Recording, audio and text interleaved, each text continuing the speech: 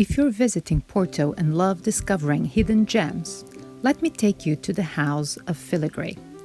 Located in a historic center, this space is all about one of Portugal's most beautiful traditions, the filigree.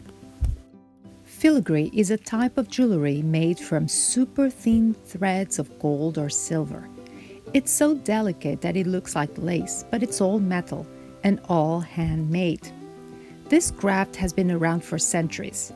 Filigree is especially famous in the north of Portugal, in places like Gondomar, and it's still made the same way today, by hand and with lots of patience and skill. At the House of Filigree, you don't just look, you learn. You can take a tour where they explain the history, the techniques, and even the tools used by traditional artisans. And you can actually try it yourself. There are hands-on workshops where you will learn with an artisan how to twist a silver wire and produce a piece. And the goal is to go from this to this.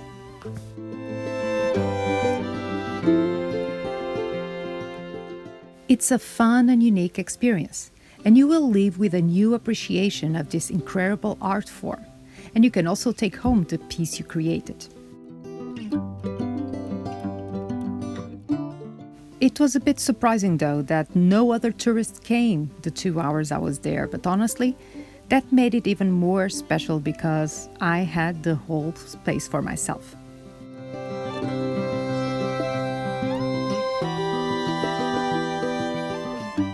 So if you're in Porto and looking for something different, beautiful and meaningful, put the House of Filigree on your list.